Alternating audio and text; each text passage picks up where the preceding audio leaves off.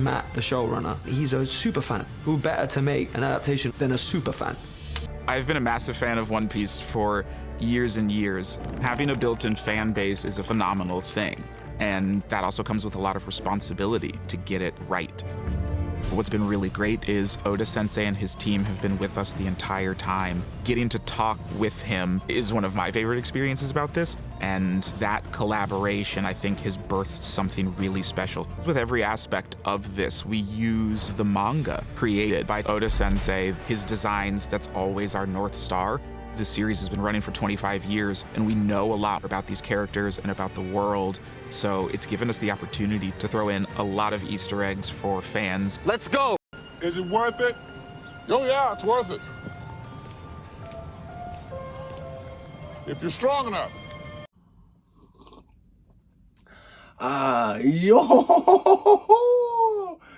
Honestly, I can't wait till they try to bring Brook into the live action, because I feel like it's either going to be really, really good, or it could potentially be really, really bad. But anyway, this is Ghost in the Craig. How you guys doing this morning? I wanted to go ahead and discuss the One Piece Netflix live action adaptation that they just finally released. I mean, you know, considering the writer's strike and the actor's strike, I'm surprised it even came out. I mean, technically, I guess the second season has already been written, so they're just trying to see, I guess, if they can make some type of a better arrangements or deals or whatever bullshit, and I don't see it happening. I mean, honestly, I feel like Oda's gonna be like, you know what? You guys go ahead and deal with your shit, and I'm gonna just, we did one season, it was cool. I'm gonna go ahead and head back overseas. But it was good. I mean, the general consensus is that, you know, the anime wasn't that bad. The live action wasn't that bad. It's only one season, unfortunately. I mean, I would just say that it was just so rushed. You know, I mean, all the characters are not bad. They could probably be a little bit better. But, you know, for the most part, it's a pretty faithful adaptation to the fucking T.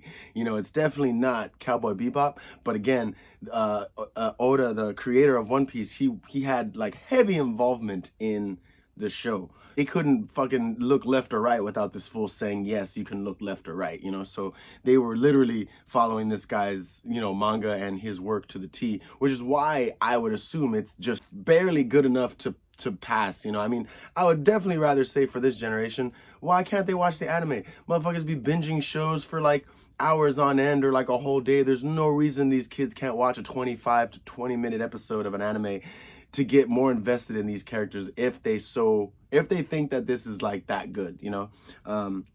But so little character breakdown real quick. So Luffy, you know, I mean, he's not the worst Inaki Godi or whatever, but I mean, he's just too, I don't like his accent. When he's a little kid Luffy, he has no accent. When he becomes like normal, like, you know, Luffy, he all of a sudden has this weird Scarface-esque accent, you know, like, my name is Monkey D. Luffy, and I'm gonna be king of the Parasole. And it's just like, I mean, I guess, and I didn't really like the whole effects of like being rubber and stuff. I mean, I guess it was all right, but he didn't really use them that much. He fought everybody and he did like one rubber attack per villain practically, and did a lot of just dodging and kind of like uppercuts and stuff. I mean, it was cool, but the anime, it felt way better. I mean, I don't think I forgot who directed this. It was like some black guy, but I think that they should have had a good Japanese director direct it, someone who's done fight scenes and choreographed fight scenes, because in any other Japanese, Korean, Chinese film, they always have good action scenes, but then they also can make you fucking cry like mid-movie because it's so emotional. And that's what I feel like this series was missing. I feel like it was missing so much heart and emotion, and having this actor play Luffy, he was just like playing the character too hard, you know? It just was so like the joy and the genuine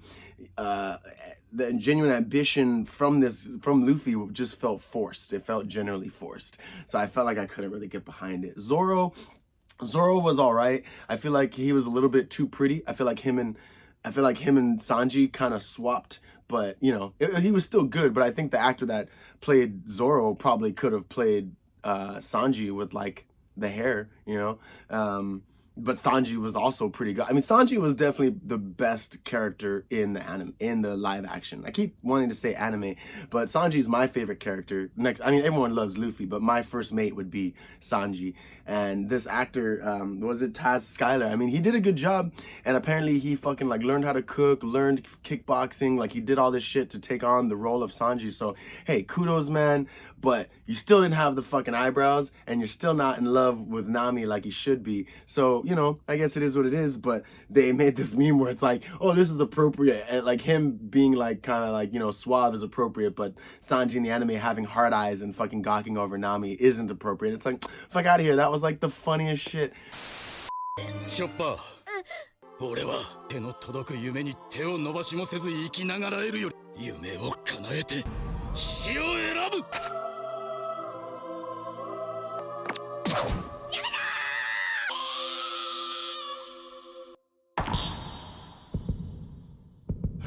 かってそれまさに絵にも描けない美しさ。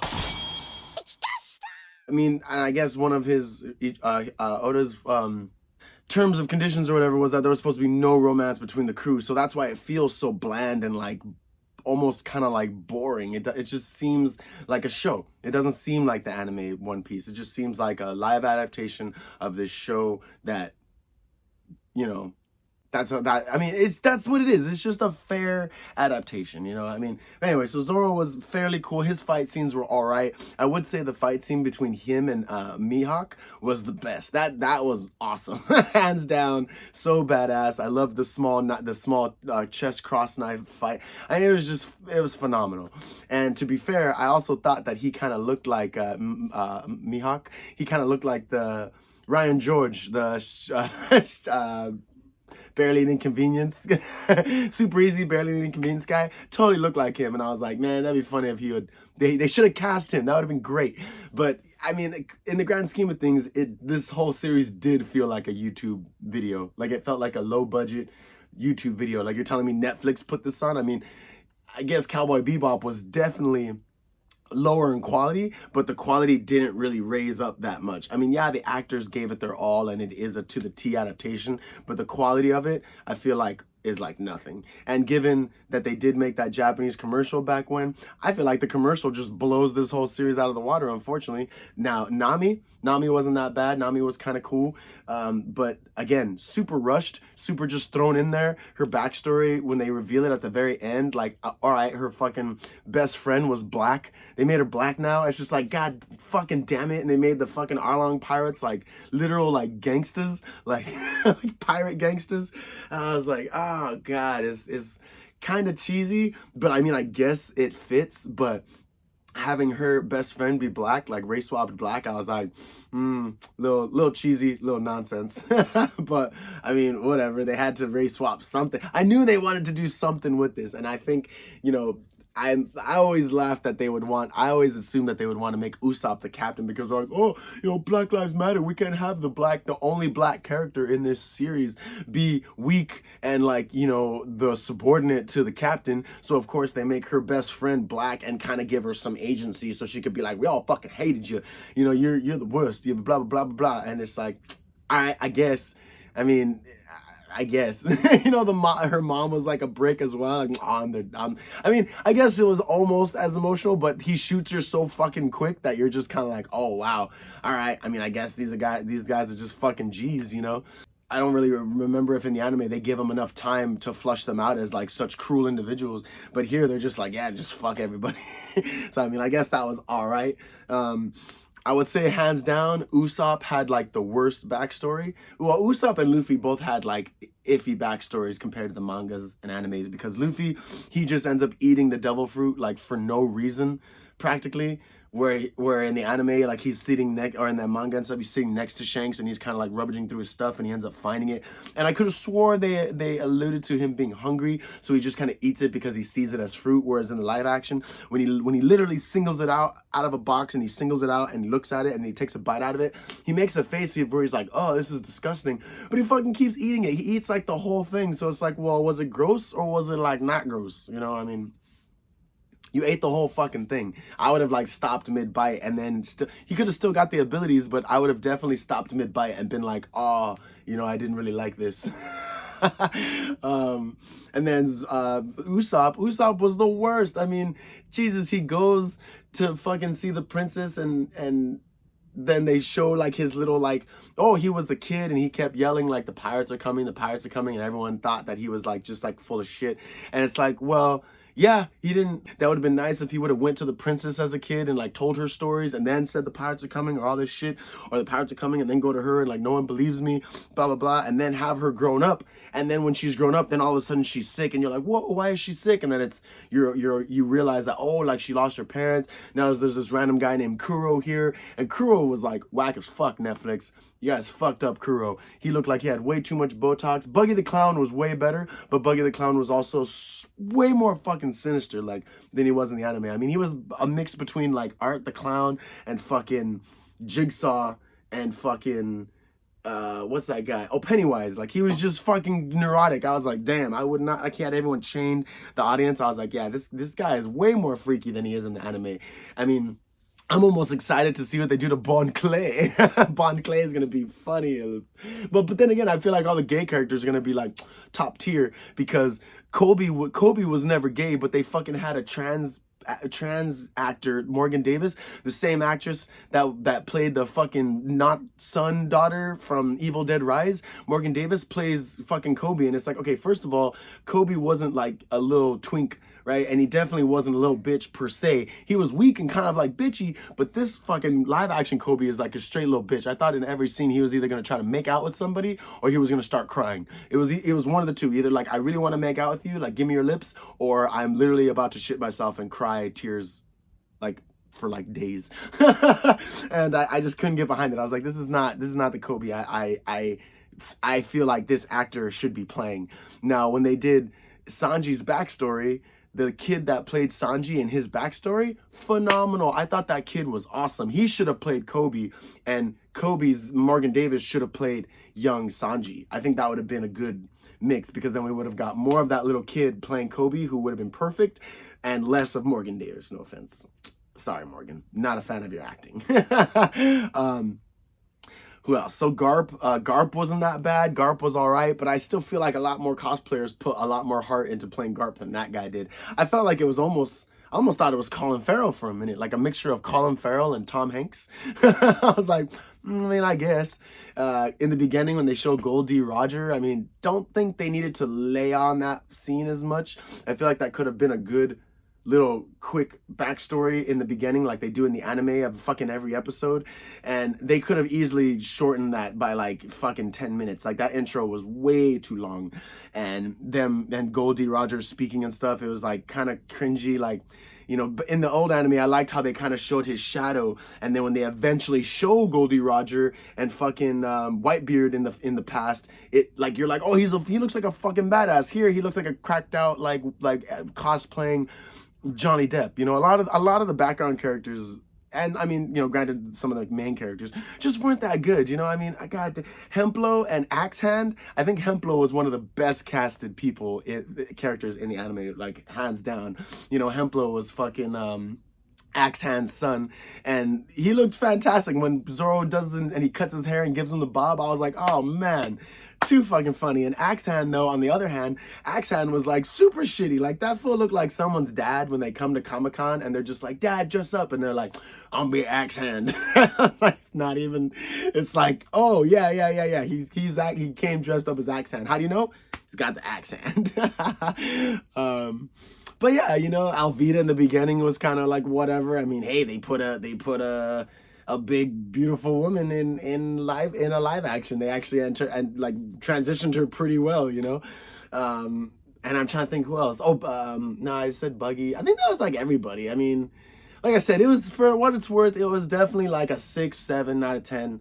I mean, it wasn't the best, but it was better than I definitely thought it was gonna be. There's only 8 episodes. First 4 episodes hard to watch because, you know, of course, first impressions are everything, and seeing Luffy initially and everybody as they're rushing through the first 2 episodes, it's kind of like, all right, I mean, I guess. But then after, I think they did Sanji's backstory. totally on board. Sanji's backstory was the best done. Zoro's wasn't that bad. When he gets pushed in the well and he remembers the girl that passed his training friend that passed away, and she gives him his sword, or he gets her sword and everything. That was actually okay, but like I said, this live action just doesn't have any emotion. It barely has fight scenes. It has a lot of dialogue and it has a lot of fan service, but it doesn't have any heart. I feel like it just doesn't have heart.